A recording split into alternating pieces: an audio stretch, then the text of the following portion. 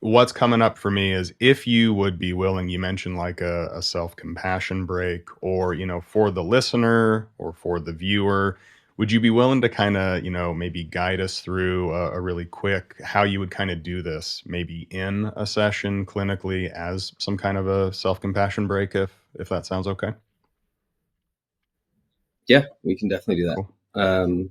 I think just it's important to note what the different areas of a kind of self-compassion Hmm. are, just to give a little context. So, because people say, what is self-compassion? Well, it's actually broken down into three things. I mean, Kristen Neff has written a lot about that, and Chris Germer, um, Neff more on the research side, and Germer kind of more clinically.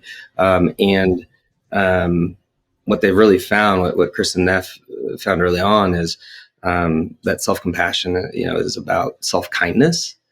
Um, it's also about uh, common humanity and mindfulness. And so in order to understand one, you kind of have to see the opposite. So like self-kindness versus self-criticism. So how do we shift from self-criticism to self-kindness? Or common humanity versus isolation, feeling alone, right? Like how do we shift from alone to I am part of the human, I'm a human who suffers just like everyone else, who has pain just like everyone else. And then mindfulness, used in a way, it's not, the opposite would be over identifying with thoughts and emotions. Again, everything we talk about in ACT, in mindfulness, it's about how do I not be these emotions, right? When I'm angry, can I say there's anger in the body versus I am this thing and it is so Yeah. big, right? Um, so those are kind of the components, and we actually go through those in the self-compassion break. So um, let's just do it. Yep. Yeah. Sounds good. Before we do, just I'm gonna lead through just a few like things you could try for compassionate touch, and then we'll kind of talk about it Yep. after. Sound Sounds good? good. Okay. So uh, for compassion, it's kind of cool. You can be in any kind of posture you want. A lot of times we're like, all right, let's get into this mindfulness posture, half lotus or full lotus or whatever. But like the invitation is to be Hmm. comfortable. I do find it comfortable to sit on a cushion, but it's just me and have a back straight. Um, but for this, I invite you and whoever's listening to, close your eyes if you'd like. You don't have to. You can always shift your gaze to something neutral, not on words or images, but maybe the floor or a desk or ceiling. We're just going to kind of feel a little bit of the body and what it's like to touch the body intentionally. So the first one would be taking one hand and placing it over the heart area and just noticing what this is like.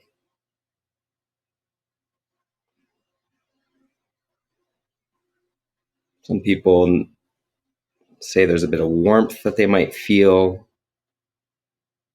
or maybe the pressure feels pretty good, almost like a little hug.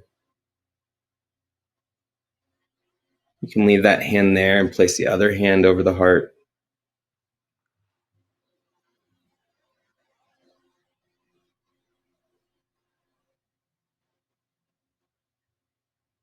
And again, we're just experimenting here, seeing what this is like. And now keep one hand over the heart and take the other hand to the belly and just kind of feel breathing from the outside.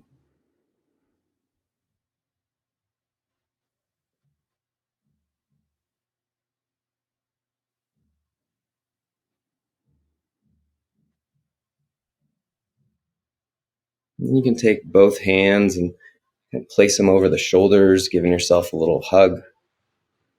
Maybe squeeze a little bit if that feels good to you.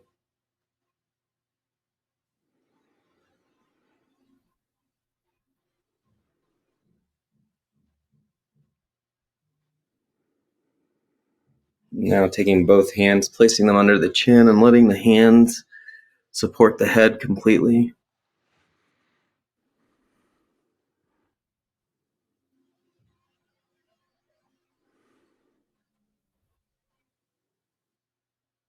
And then gently lifting the head back up. And taking one hand and just kind of stroking the forearm or the other arm. Again, we're just seeing what this feels like, noticing.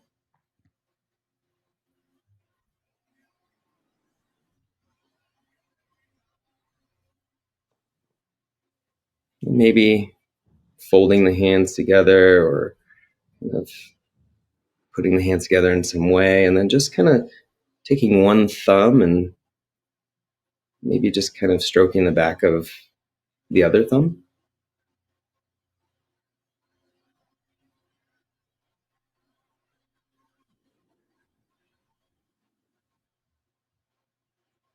And so just kind of pause for a moment and just reflect on any of those areas that felt maybe supportive, kind in some way, maybe just kind of helps you shift into being here.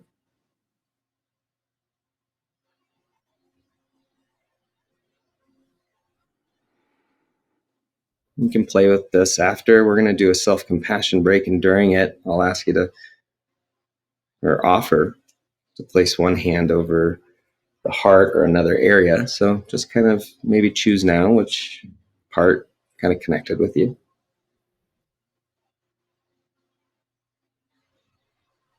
And so as we shift into the self-compassion break, I want you to think of something that maybe recently was mildly annoying, frustrating, like on a 0 to 10 scale, 0 being like total relaxation, 10 being like total distress. Try to pick something under maybe a 5. So something again, like being cut off in the car, being stopped at all the red lights, maybe a conversation that didn't go exactly as planned, or a work deadline that didn't get met. Just think of something and really kind of help make it vivid until you kind of feel it in your body.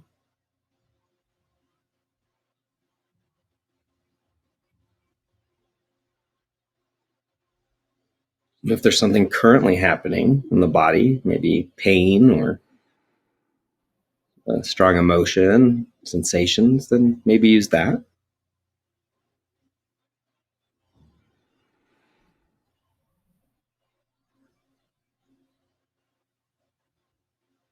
And the first step in the self-compassion break is to recognize that this is a moment of suffering. You might say to yourself, this is a moment of suffering. If that doesn't connect with you, you might say, this really sucks. This is hard. This is a really difficult moment. Seeing if there's words you can use that would identify that this is a moment that maybe needs compassion.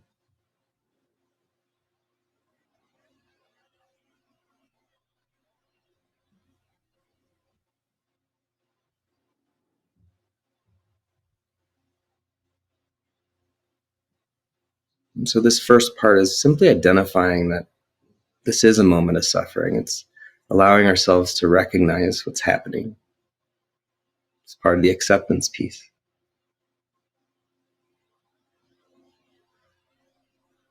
And now we're going to find a little bit of common humanity. So some of these phrases may fit for you, some may not. Maybe reminding yourself this is what it's like to be human, to have pain. Or anybody in this situation would feel just as I do. Or perhaps millions of people face this exact same thing. I'm not alone.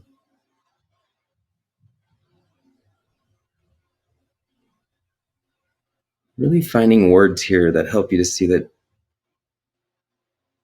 you're more connected to everyone else than you are separate.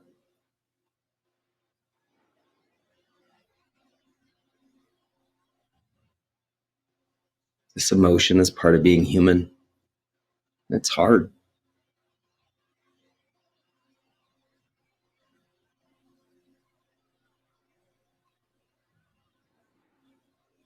And then the last phase of the self-compassion break, it's really generating self-kindness. So I invite you, if you found a place of compassionate touch, such as over the heart or somewhere else, to allow yourself to place a hand over that area. If that's not fitting for you, that's okay too. Just let that go.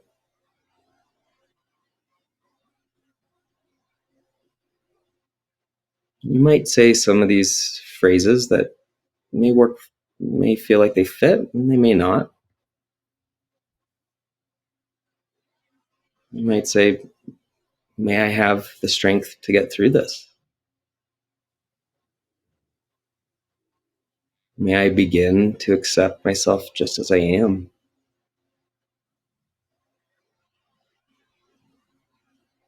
May I be free from internal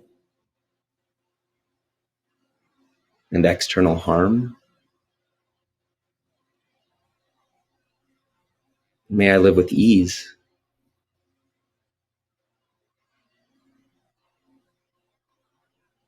If there are other phrases that seem to fit here, go ahead and say them to yourself.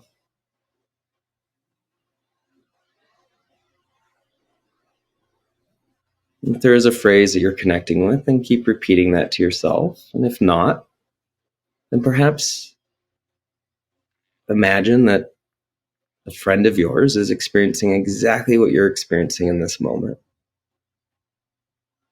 feeling exactly the same way. And imagine what you might say to this friend,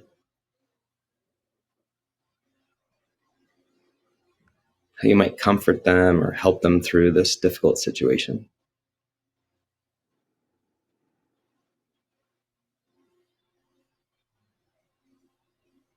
What your body language would be saying. Would you be close to them? Are you touching them or at a respectful distance?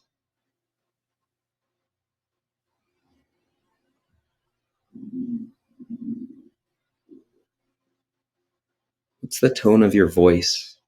Sometimes it's all in the tone of the voice.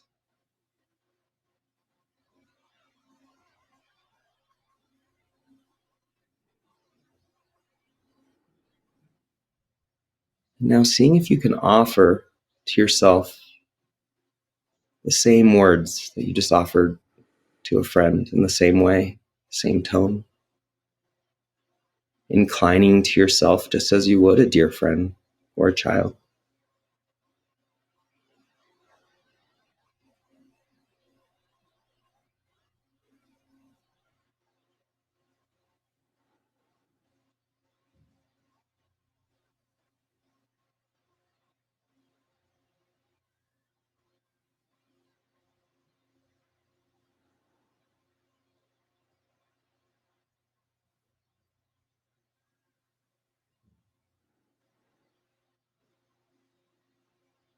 And now letting go of the practice and maybe just sitting in the body for a few moments, just noticing what it's like to have done this.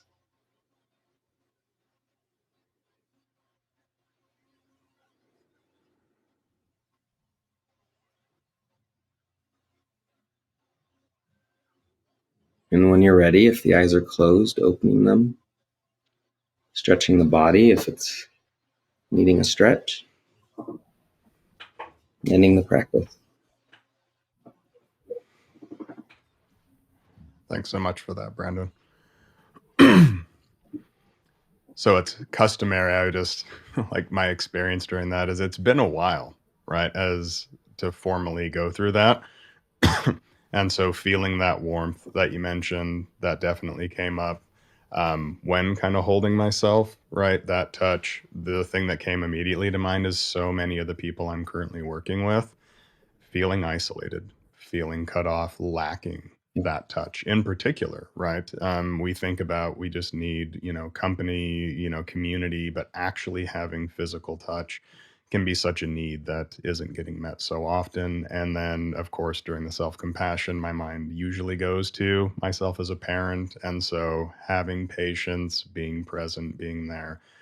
It's just such a powerful reminder of what's important and being able to talk to ourselves like we would talk to other people. So incredibly useful and incredibly powerful. So yeah, thanks for doing that. Yeah, of course. Yeah, it's my pleasure. In terms of the theme of mindfulness, I am mindful of the time here, and I don't want to keep you too late. If people feel about you similar to how I feel about you, just rock star as a person, clinician, and they want to know more about you, the work you do, where would you point people to find out more about you, your practice, all that kind of stuff? Yeah, so definitely our website. I think you mentioned it before, slc-psych.com. Um, and or just Google my name, it'll pop up. I always do kind of have ongoing groups that are 8 weeks and cover mindful self-compassion, mindfulness-based cognitive therapy, mindfulness-based stress reduction, and we also do an interpersonal process group. Mm, So there's a few different options there. Um, I will say self-compassion is best learned in groups. So is mindfulness, in my opinion, because of the common humanity, because of the connection that we see. Actually, our mind isn't that different than others, um, and so I highly recommend groups when people are interested in learning more.